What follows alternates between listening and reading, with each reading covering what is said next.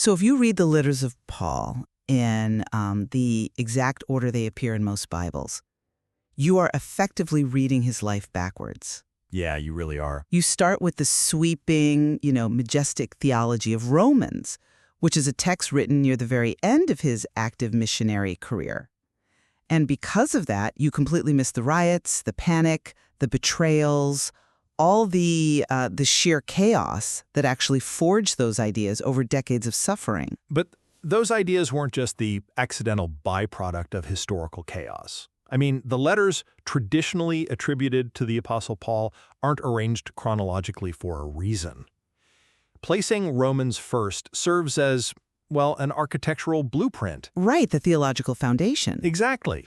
It provides a highly systematic, stabilizing framework that you absolutely need in order to understand the scattered, fragmented fires that follow. Welcome to the debate. Our central question today: what actually changes when we pull these texts out of their traditional arrangement, which, is roughly organized by length, and read them as a historical journey? And I argue that reading these letters chronologically is essential.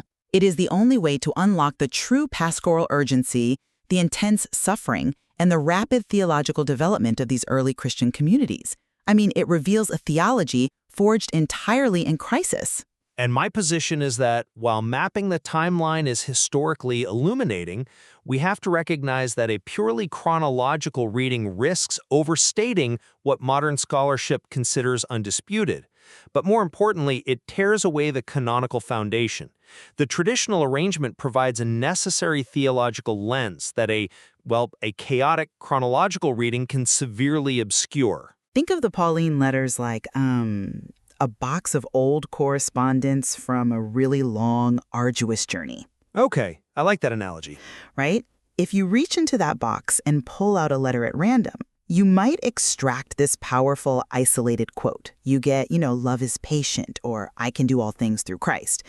But when you lay those exact same letters out on a large table in the order they were actually written, a totally cohesive narrative emerges. A biography, essentially. Yes, you watch a man go from a fiery, confrontational young debater, defending the gospel of grace in Galatia, all the way to an old, vulnerable prisoner shivering in a Roman cell. The theology isn't a static textbook. It matures and responds to real-world fires. Well, you're presenting a very neat chronological biography there. But you're treating the entire box of letters as if they all share the exact same historical certainty. Which they don't, obviously. Right. Historical scholarship still heavily debates the authorship and exact dating of several letters traditionally associated with Paul. Ephesians, for example, or the pastoral epistles. Beyond that, your box of letters approach throws the reader directly into the deep end of church conflict without a life vest. I wouldn't say without a life vest. But the canonical order, longest to shortest, churches before individuals, isn't a mistake. Romans is the engine. It defines grace systematically. It starts with the universal guilt of humanity, moves to justification by faith, and then maps out ethical living. If you rip that blueprint up and just start in Galatia, you're basically just watching a man yell about circumcision without understanding the core theology driving his anger. But jumping straight to the polished cathedral of Romans completely skips over the fact that early Christian theology was born exactly in that deep end of conflict. Let's look at the earliest missionary pressures. Okay, let's go there. Around 48 or 49 AD, we get Galatians.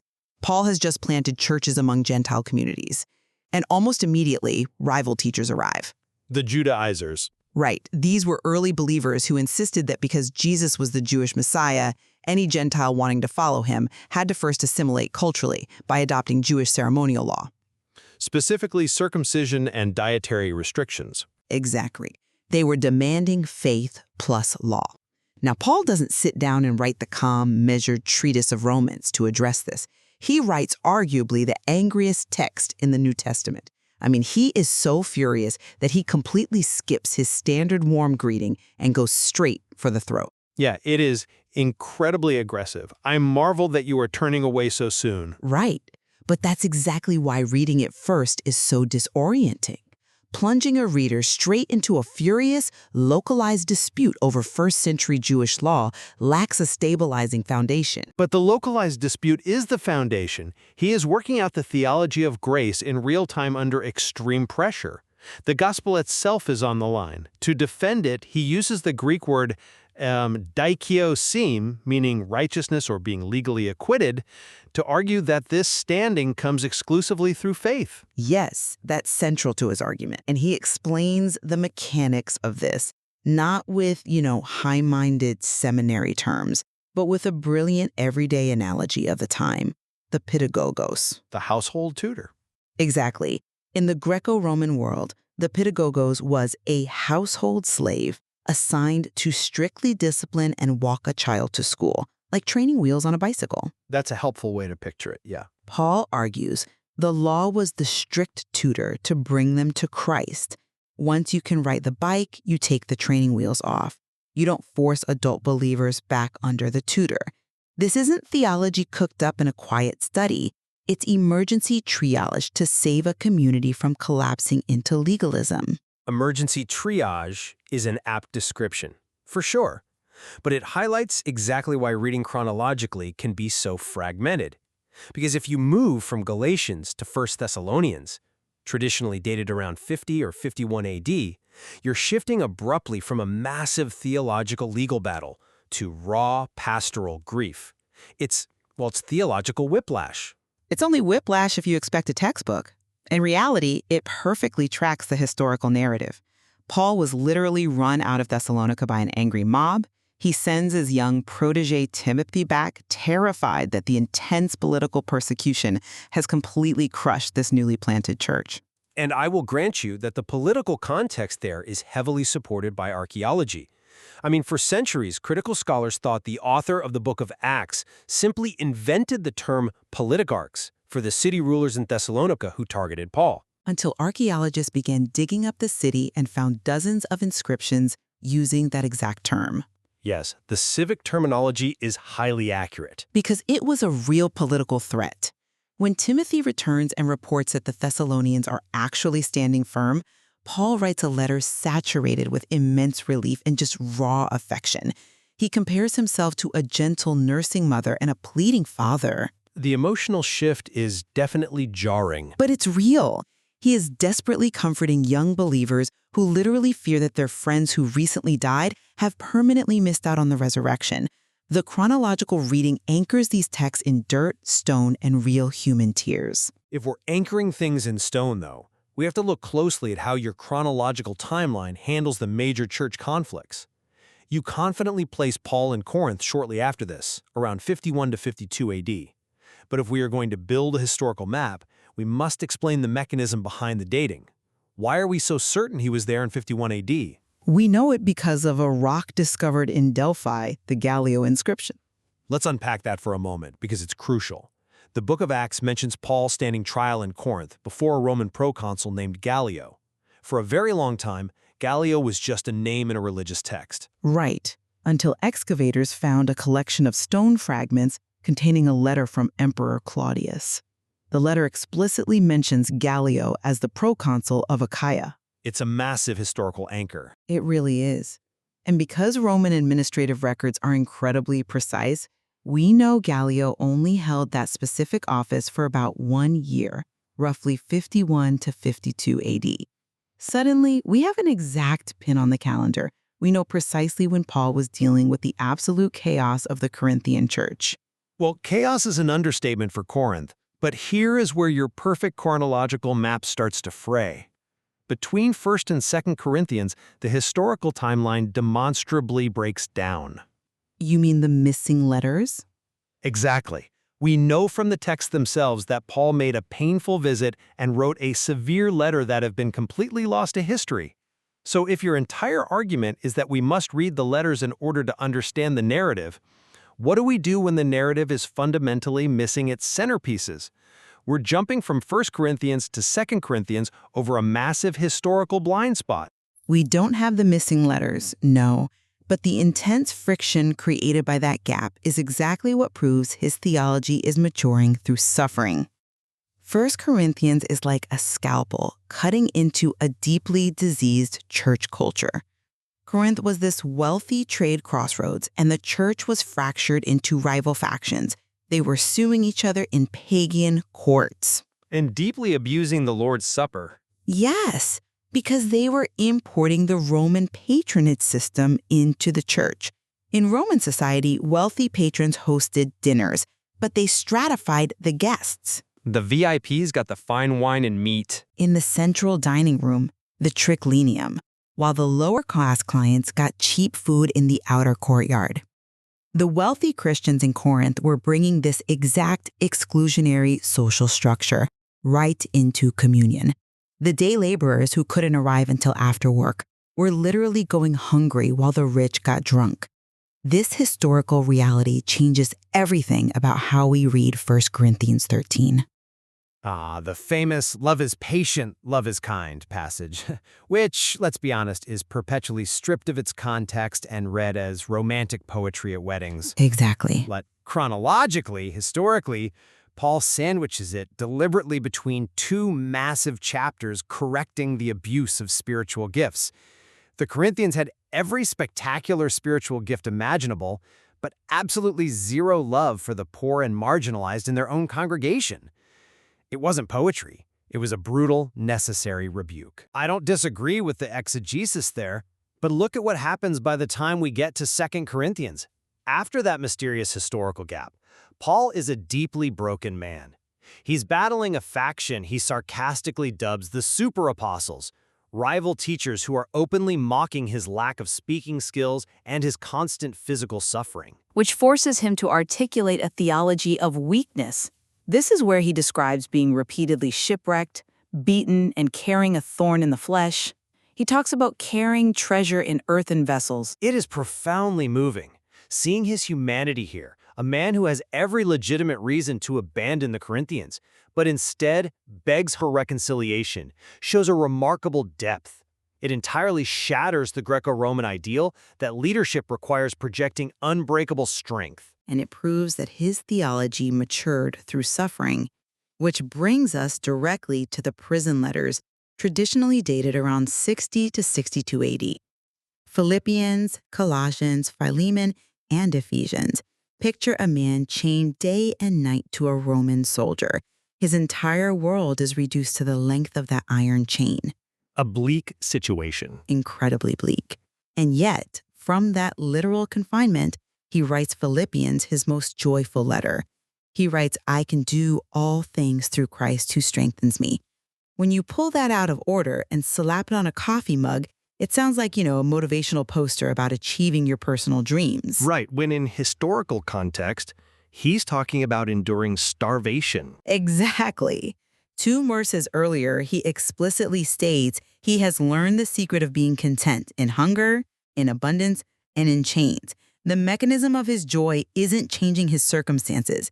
It's finding Christ's absolute sufficiency when everything else is stripped away. You're painting a beautiful, cohesive picture of Paul in chains, but this is exactly where I must challenge your foundational premise. You're treating every text in this box of letters as if they are identical biographical diary entries. How so? Well, by the time we reach the prison letters, the scholarly consensus regarding direct authorship fractures. Are you arguing the prison letters don't reflect his confinement? I'm arguing that lumping them all together ignores a stark textual reality. Philippians is intensely personal. He calls out specific individuals, Euodia and Syntyche, telling them to resolve their argument. But Ephesians reads completely differently. The specific personal greetings and the frantic, crisis-driven corrections we see in Galatians or Corinthians. It reads like a highly developed, carefully structured theological meditation. It functions much more like a circular letter meant to be passed around multiple churches in Asia Minor. Which was a common practice. Yes. But this is precisely why direct Pauline authorship of Ephesians is heavily debated by New Testament scholars. Treating it as just another chronological diary entry glazes over the massive textual complexity of how these documents were formed and distributed. I fully acknowledge the scholarly debate regarding Ephesians, but even if it functioned as a circular letter, its historical and environmental context is undeniably brilliant. Look at the famous passage detailing the armor of God. Truth as a belt, faith as a shield. He is writing this to believers living in the literal, physical shadow of the Temple of Artemis in Ephesus. One of the 7 wonders of the ancient world. Exactly.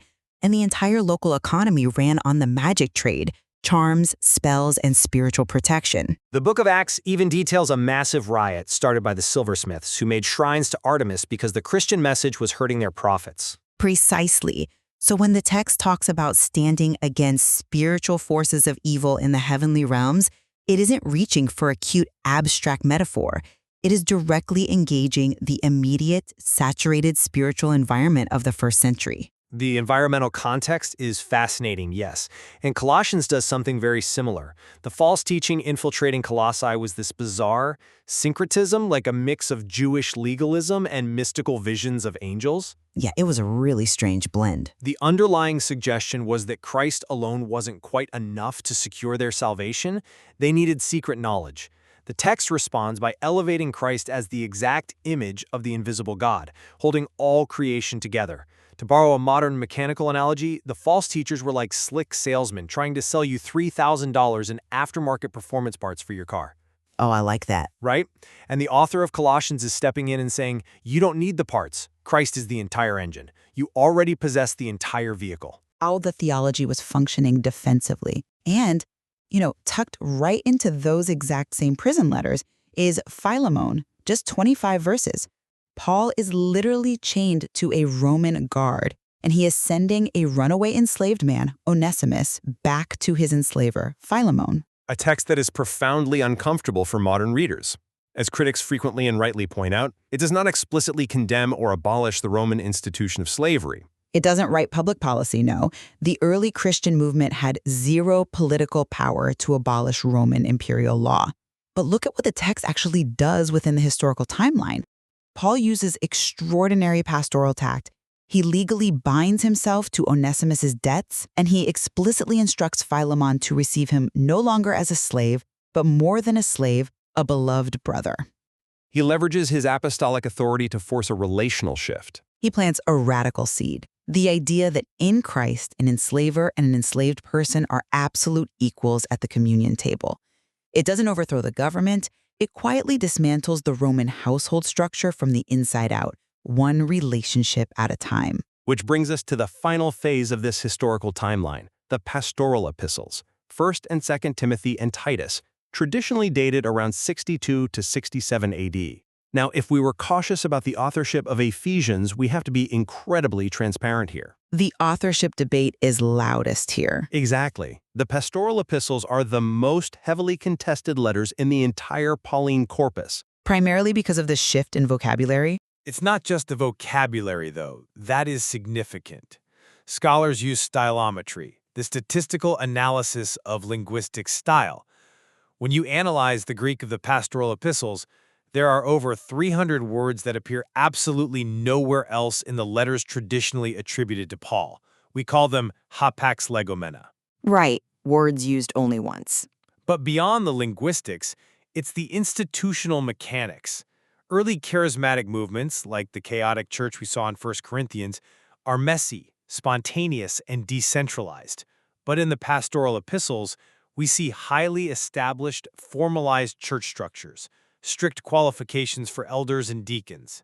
It's much more rigid. Yes, many historians argue this level of institutional formalization usually takes decades to develop, heavily suggesting these letters reflect a later period in the early church, perhaps written by later followers in Paul's name to preserve his legacy for a new generation. I completely recognize the linguistic and structural arguments, but let's look at the historical tradition itself. If we take these texts as the end of Paul's life, the massive shift in tone makes perfect logical sense. The mission is transitioning from frantically putting out localized fires to building institutional structures that will outlast the founder. That is a fair perspective. In 1 Timothy, he's writing to a church in Ephesus, again, dominated by the massive marble Artemis temple, and he redefines the pillar and foundation of the truth. It isn't a marble building. It is the living community of people. And in Titus, the author even quotes a local pagan poet, Epimenides to confront the specific cultural difficulties in Crete honestly. It demonstrates a highly adaptive theological approach.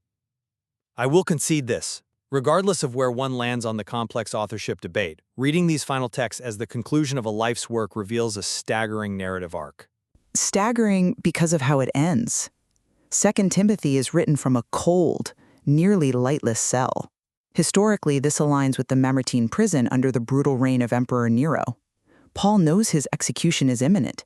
He uses the Greek word, spendamai, describing himself as being poured out as a drink offering. The pagan and Jewish sacrificial ritual, where wine was poured out completely onto the altar, holding absolutely nothing back. Yes, he is describing his own impending execution using the language of worship.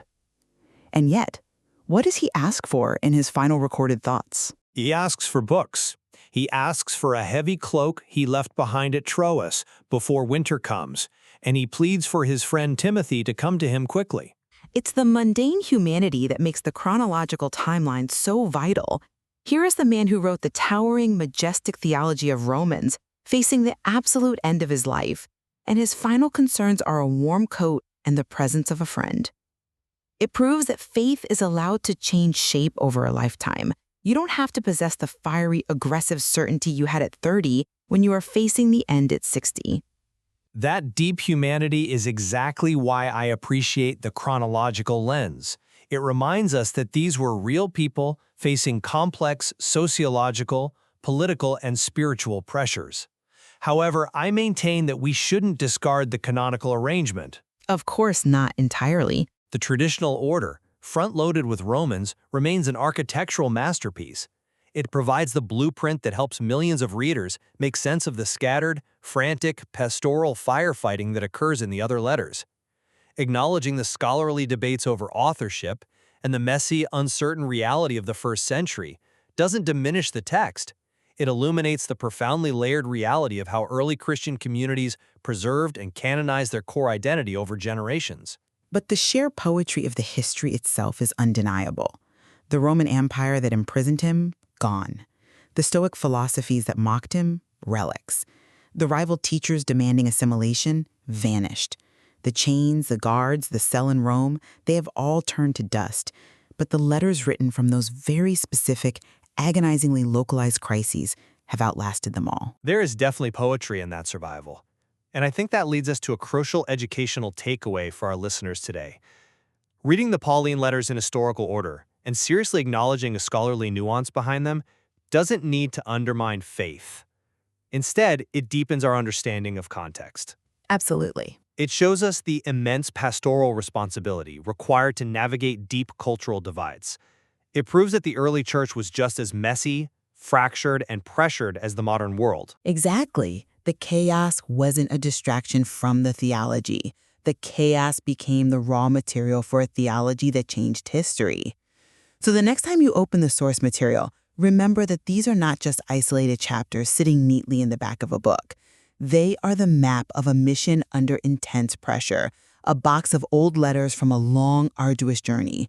And when you finally lay them out in order, you might just find that the ink hasn't faded at all.